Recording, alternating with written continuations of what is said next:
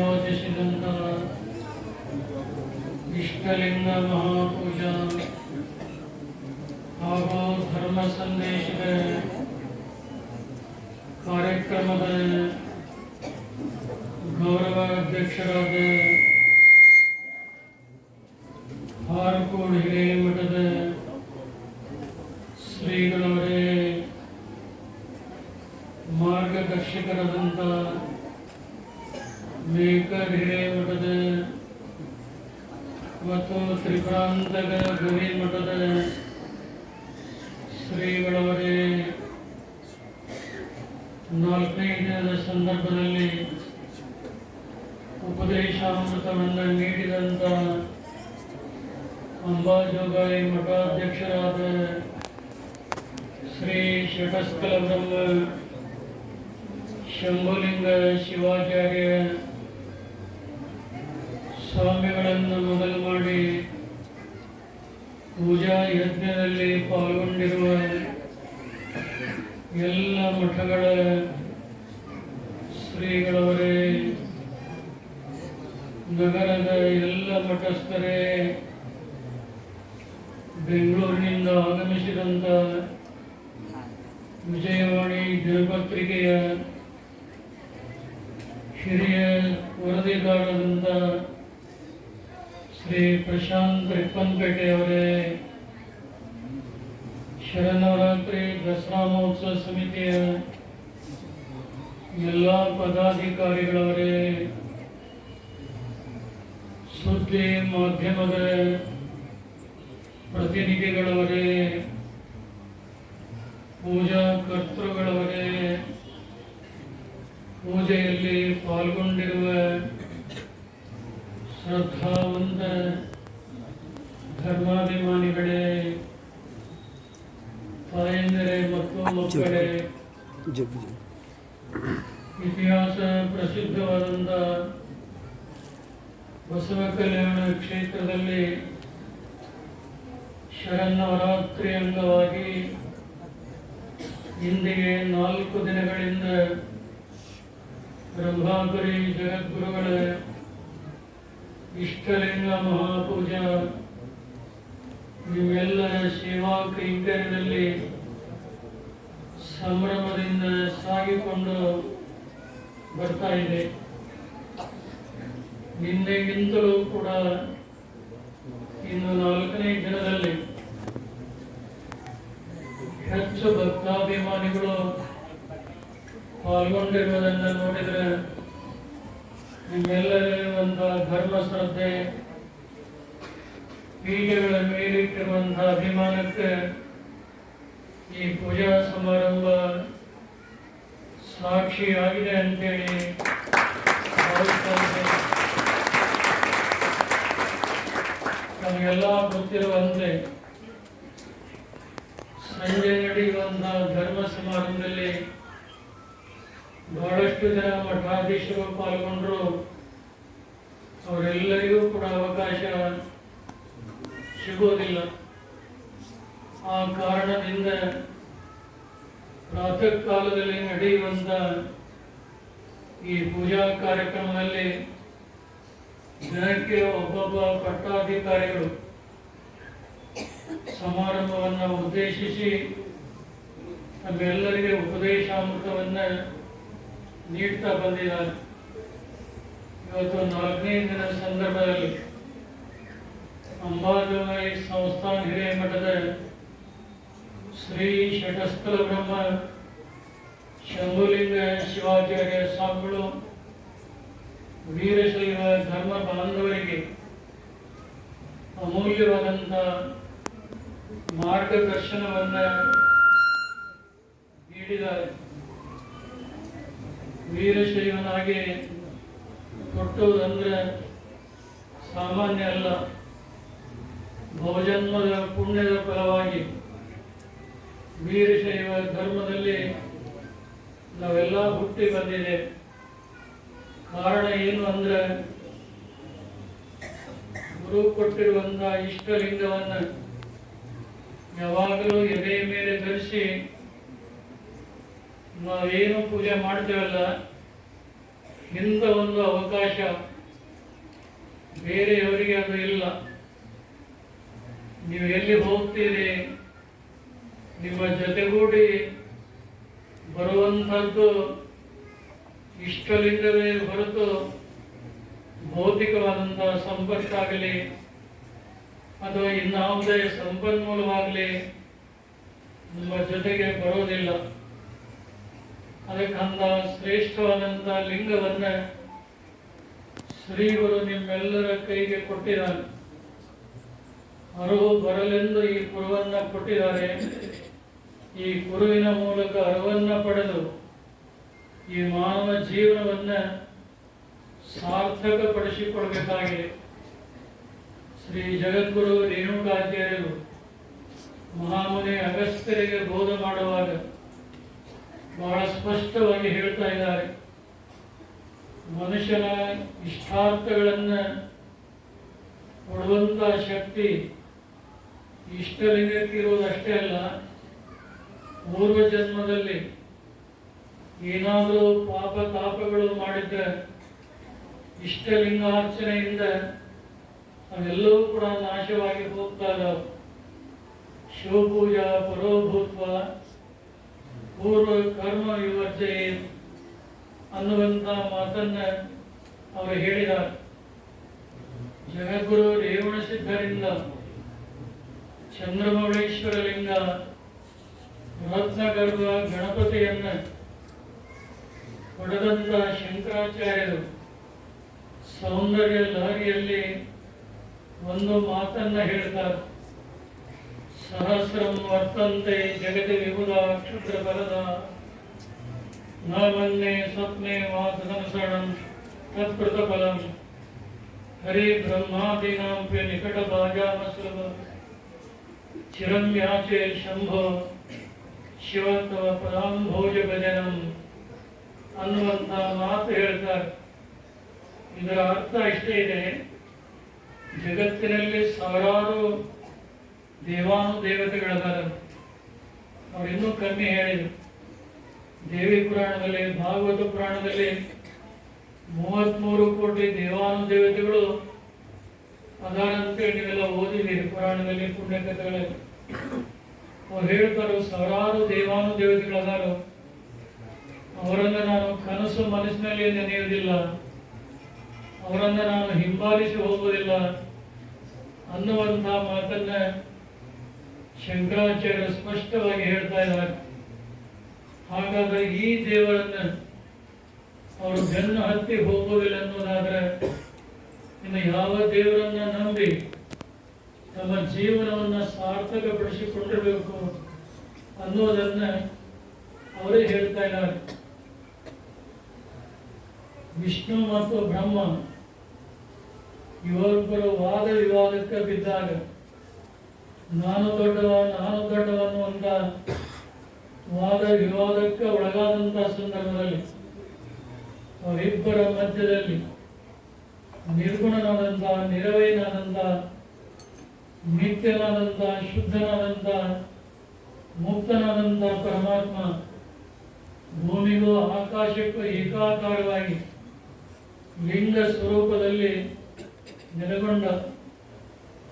ಅವಾಗ ಪರಮಾತ್ಮ ಹೇಳ್ತಾನು, ನಿಮ್ಮಿಬ್ಬರಲ್ಲಿ ಯಾರು ದೊಡ್ಡವರಂತ ಕರೆಸ್ಕೋಬೇಕಂತ ಇಚ್ಛಾ ಇದೆ, ಅಂಥವರು ನನ್ನ ಮುಕುಟವನ್ನಾಗಲಿ ನನ್ನ ಪಾದವನ್ನಾಗಲಿ ನೋಡಿ ಬಂದರೆ ನಿಮಗೆ ಆ ಉನ್ನತ ಪದವಿ ಸಿಗುತ್ತಾ ಇದೆ ಅಂತ ಹೇಳಿ. ಈ ಮಾತು ಪರಮಾತ್ಮನಿಂದ ಬರೋದಷ್ಟೇ ತರ ಬ್ರಹ್ಮ ತನ್ನ ವಾಹನವಾದಂಥ ಹಂಸವನ್ನ ಏರಿ ಪರಮಾತ್ಮನ ಜಟಾಮುಕುಟವನ್ನು ನೋಡಲಿಕ್ಕೆ ಹೋದ. ಆದರೆ ಎಷ್ಟು ದೂರ ಹೋದರೂ ಪರಮಾತ್ಮನ ಮಸ್ತಕವನ್ನ ಕಾಣಲಿಕ್ಕೆ ಆಗಲಿಲ್ಲ. ಅವನಿಗೊಂದು ಆಕಾಂಕ್ಷೆ ಇತ್ತು, ನಾನು ಏನಾದರೂ ಮಾಡಿ ಪರಮಾತ್ಮನ ಜಟಾಮುಕುಟವನ್ನ ನೋಡಿ ಬಂದಿದೆ ಅನ್ನೋದಕ್ಕೆ ಒಂದಲ್ಲ ಎರಡು ಸಾಕ್ಷಿಗಳನ್ನ ಜೊತೆಗೂಡಿ ನಾನು ಕರ್ಕೊಂಡು ಹೋದ್ರೆ ನನಗೆ ಆ ಉನ್ನತ ಪದವಿ ಸಿಕ್ಕಿತಲ್ಲ ಅನ್ನುವಂತಹ ಭಾವನೆ ಅವನದಾಗಿತ್ತು. ಬ್ರಹ್ಮ ಹೋಗುವಾಗ ಎದುರಾಗಿ ಕೇದಿಗೆ ಶಕ್ತಿ, ಆ ಕೇದಿಗೆಗೆ ಹೇಳಿದ ಪರಮಾತ್ಮ ವಿಚಾರಣೆ ಮಾಡುವಾಗ ನಿನ್ನ ಮುಕುಟವನ್ನು ನೋಡಿ ಬಂದಿದ್ದಾನೆ ಅಂತ ಕೇಳಿದಾಗ, ಹೌದು ಬ್ರಹ್ಮ ಪರಮಾತ್ಮನ ಜಟಾಮುಕುಟವನ್ನ ನೋಡಿ ಬಂದಿದ್ದಾನೆ ಅನ್ನುವಂಥ ಒಂದು ಮಾತನ್ನ ನೀನು ಹೇಳ. ಸಾಕ್ಷಾತ್ ಬ್ರಹ್ಮ ಹೇಳ್ತಾನಂದ್ರೆ ಬಹುಶಃ ಅದು ಕೇದಿಗೆ ಆಗಲಿ ಅಂತ ತಲೆಬಾಗಿ ಒಪ್ಕೊಂಡು ಸ್ವಲ್ಪ ಮುಂದೆ ಹೋದ. ಎದುರಾಗಿ ಒಂದು ಕಾಮಧೇನು ಬಂತು. ಆ ಕಾಮಧೇನು ಇದೇ ಮಾತು ಕೇಳಿದ. ಆ ಕಾಮಧೇನು ಕೂಡ ಬ್ರಹ್ಮನ ಮಾತನ್ನ ಕೇಳಿ, ಹಾಗೆ ನಾನು ಸಾಕ್ಷಿ ಹೇಳ್ತೇನೆ ಪರಮಾತ್ಮನ ವಿಚಾರಣೆಯಲ್ಲಿ ಅಂತ ಹೇಳಿ, ಬ್ರಹ್ಮನಿಗೆ ಬಹಳ ಸಂತೋಷವಾಯಿತು. ನಾನು ಬಂದ ಕೆಲಸ ಪೂರ್ಣ ಆತು ಅಂತೇಳಿ ಸಂತಸದಿಂದ ಕೆಳಗೆ ಬಂದ. ಈ ಕಡೆ ವಿಷ್ಣು ವರಹ ಅವತಾರವನ್ನ ತಾಳ್ತಾ ಭೂಮಿಯನ್ನು ಅಗಿತಾ ಹೋದ. ಎಷ್ಟು ದೂರ ಹೋದರೂ ಪಾದ ಕಾಣಲಿಲ್ಲ. ವಿಷ್ಣು ಅಂದ, ಭಗವಂತ ನಿನ್ನ ಮಹಿಮೆ ಬಹಳ ದೊಡ್ಡದು. ನಿನ್ನ ಪಾದವನ್ನು ನಾನು ಕಾಣಲಿಕ್ಕೆ ನನ್ನಿಂದಂತೂ ಸಾಧ್ಯ ಇಲ್ಲ. ನಾನು ಎಲ್ಲಿವರೆಗೆ ಹೋಗಿದ್ದೇನೆ ಅಲ್ಲಿ ಒಂದು ಗುರುತು ಮಾಡಿ ನಾನು ಮೇಲೆ ಹೋಗ್ತೇನೆ ಅಂತ ಹೇಳಿ ಗುರುತು ಮಾಡಿ ಮೇಲೆ ಬಂದ್ಬಿಟ್ಟ. ಇಬ್ಬರು ಪರಮಾತ್ಮನ ಆಸ್ಥಾನದಲ್ಲಿ ಸಮ್ಮಿಲಿತರಾದರು. ಮೊಟ್ಟ ಮೊದಲಿಗೆ ಬ್ರಹ್ಮನನ್ನ ಪರಮಾತ್ಮ ಕೇಳಿದ, ನನ್ನ ಮುಕುಟವನ್ನ ನೋಡಿ ಬಂದೆಯ? ಬ್ರಹ್ಮನ್ನ ಅದಕ್ಕೆ ಸಾಕ್ಷಿಯಾಗಿ ಒಂದಲ್ಲ ಎರಡು ಸಾಕ್ಷಿ ನೋಡಿ ಬಂದದ್ದಕ್ಕೆ ತಂದಿದ್ದೇನೆ. ಮೊಟ್ಟ ಮೊದಲಿಗೆ ಕೇದಿಗೆಯನ್ನ ಕೇಳಿದಾಗ ಹೌದು ಅಂತೇಳಿ ಸುಳ್ಳು ಸಾಕ್ಷಿಯನ್ನ ಕೊಡ್ತಿ. ಎಲ್ಲವನ್ನ ಬಲ್ಲಂತ ಭಗವಂತ ಕೇದಿಗೆಗೆ ಶಾಪವನ್ನ ಕೊಟ್ಟ. ನೀನು ಸುಳ್ಳನ್ನ ಹೇಳಿದ್ದಕ್ಕಾಗಿ ಯಾರಾದರೂ ನಿನ್ನನ್ನ ಶಿವಪೂಜೆಗೆ ಸಲ್ಲಿಸುವಂತಹ ಸಂದರ್ಭ ಬಂದಾಗ ನಿನ್ನ ನಾಲಿಗೆಯನ್ನ ಸೀಳಿ ಸಮರ್ಪಣೆ ಮಾಡಲಿ ಅಂದ. ಇವತ್ತು ಕೂಡ ಕೇದಿಗೆ ಒಡೆಯನ್ನ ಇಡಿಯಾಗಿ ಶಿವನಿಗೆ ಅರ್ಪಣೆ ಮಾಡೋದಿಲ್ಲ. ಮಧ್ಯದ ಭಾಗವನ್ನ ಸೀಳಿ ದೇವರಿಗೆ ಸಮರ್ಪಣೆ ಮಾಡುವಂತ ಪರಿಪಾಠ ಬಂದಿದೆ. ಕೇದಿಗೆ ಆದಂತ ಅವಸ್ಥೆಯನ್ನ ಕಂಡು ಕಾಮಧೇನುವಿಗೆ ನಡುಕ ಬಂತು. ಒಂದು ಕಡೆ ಕೊಟ್ಟ ಮಾತನ್ನ ತಪ್ಪುವಂತಿಲ್ಲ, ಇನ್ನೊಂದೆಡೆ ಸತ್ಯವನ್ನ ಮರೆಮಾಚುವಂತಿಲ್ಲ. ಪರಮಾತ್ಮ ಕಾಮಧೇನುವನ್ನ ಕೇಳಿದಾಗ, ಬ್ರಹ್ಮನನ್ನ ಜಟಾಮುಕುಟವನ್ನ ನೋಡಿ ಬಂದಿದ್ದಾನೆ ಅಂತ ಕೇಳಿದಾಗ,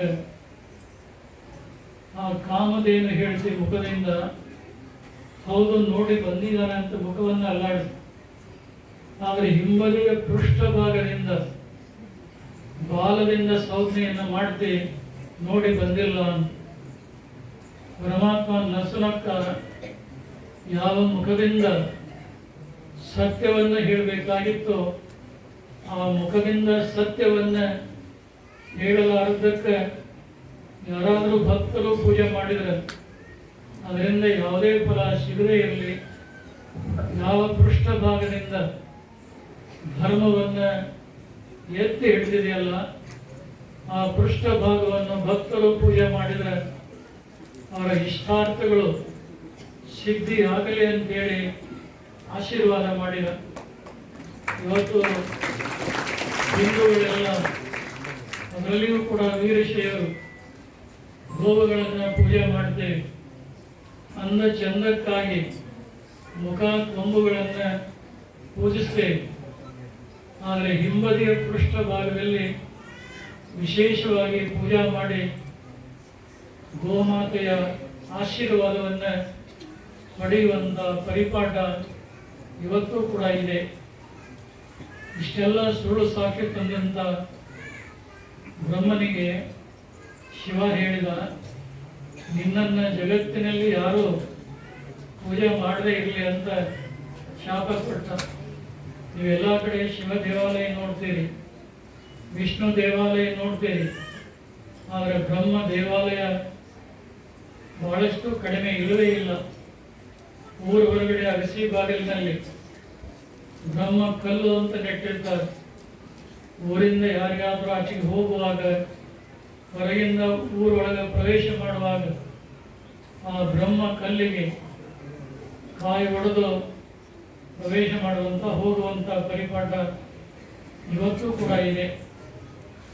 ಈ ಕಡೆ ವಿಷ್ಣು ಪಾದ ಕಾಣದೆ ಮೇಲೆ ಬಂದು ಶಿವನಿಗೆ ಹೇಳಿದ, ನಿನ್ನ ಪಾದ ನಾನು ಕಾಣಲಿಕ್ಕೆ ಆಗಲಿಲ್ಲ, ನಾನು ಎಲ್ಲಿಯವರೆಗೆ ಹೋಗಿದ್ದೆ ಅಲ್ಲಿ ಗುರ್ತು ಮಾಡಿ ಬಂದಿದ್ದೇನೆ ಅಂತೇಳಿ ಸತ್ಯ ಸಂಗತಿಯನ್ನು ಮನವರಿಕೆ ಮಾಡಿದ. ಶಿವನಿಗೆ ಬಹಳ ಸಂತೋಷವಾಯಿತು.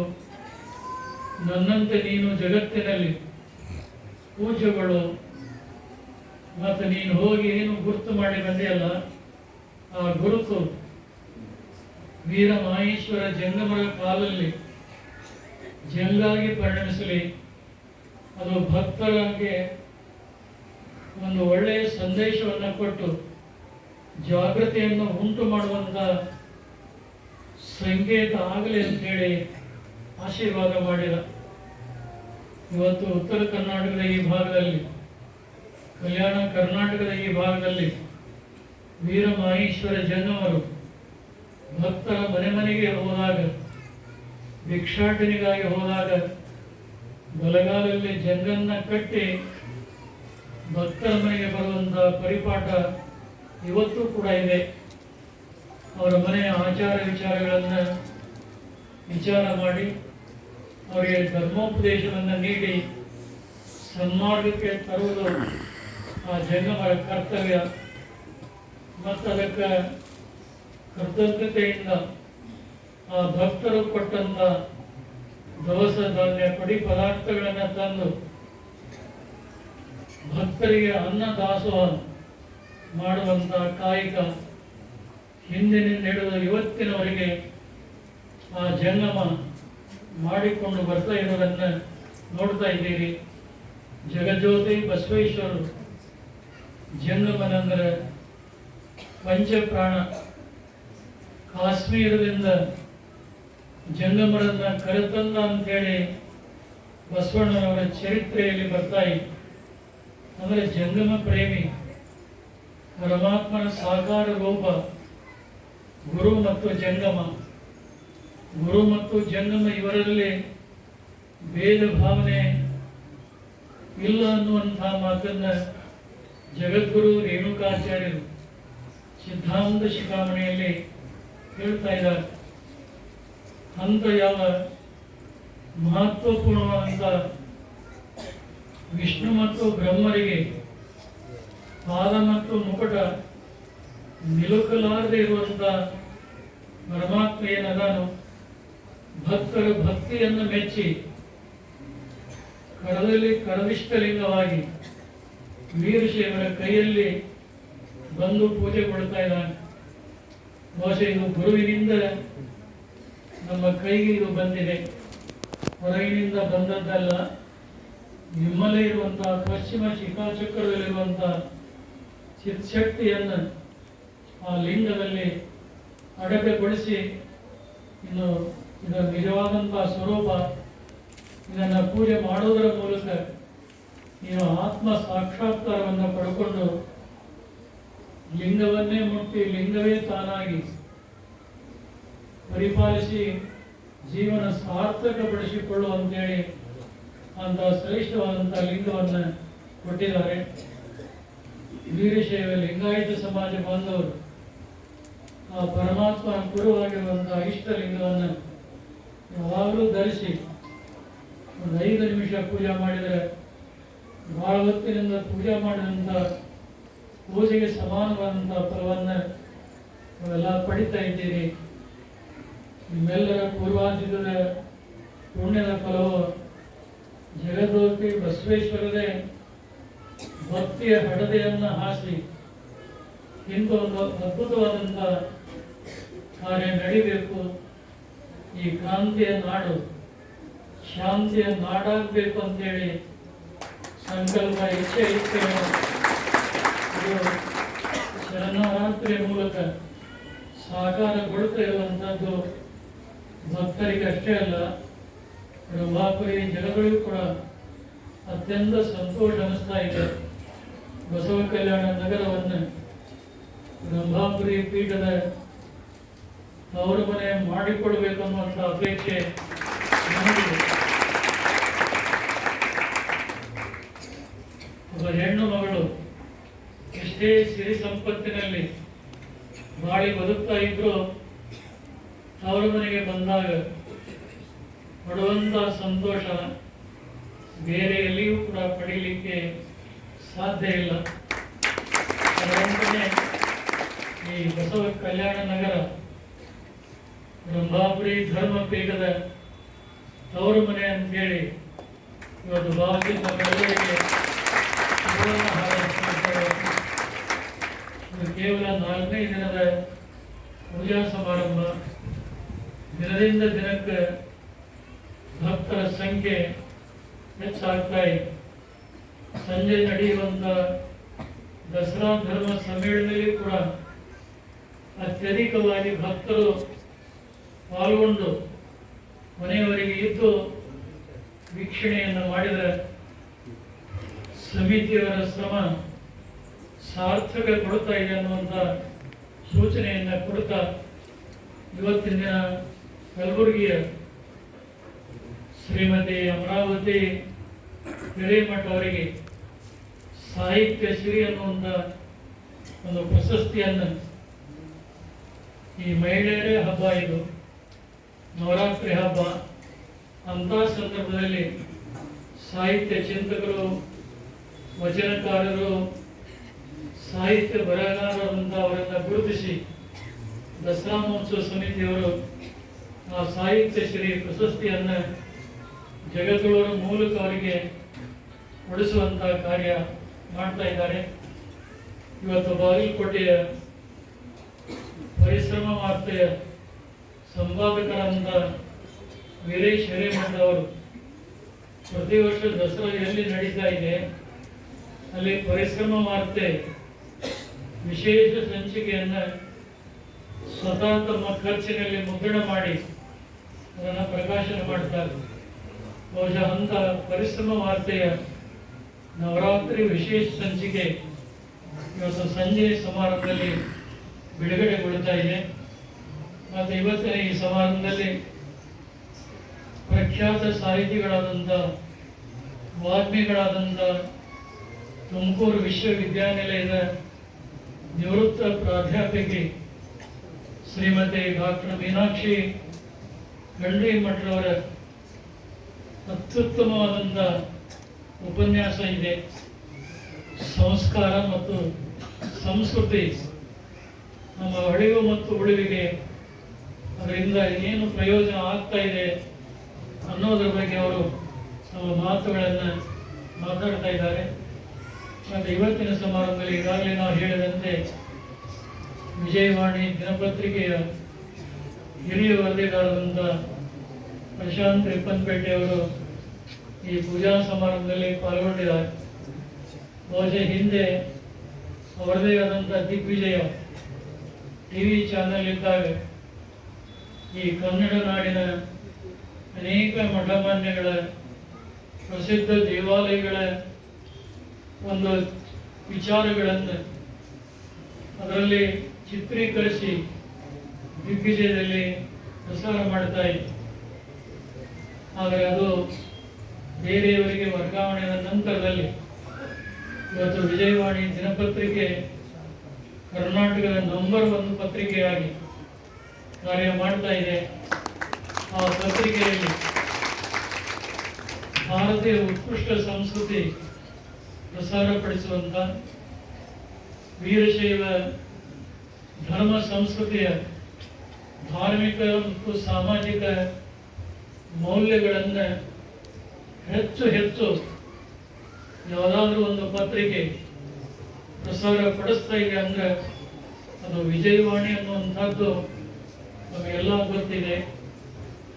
ಅಂತ ಒಂದು ದಿನಪತ್ರಿಕೆಯಲ್ಲಿ ದಕ್ಷತೆಯಿಂದ ಕಾರ್ಯನಿರ್ವಹಿಸುವಂಥ ಪ್ರಶಾಂತ್ ರಿಪ್ಪನ್ಪೇಟೆಯವರ ಸೇವೆ ಅಮೋಘ ಮತ್ತು ಆದರ್ಶಮಯವಾದದ್ದು. ಅವರಿಗೂ ಕೂಡ ಈ ಸಂದರ್ಭದಲ್ಲಿ ಶುಭವನ್ನು ಹಾರೈಸ್ತಾ ಇದ್ದೇವೆ.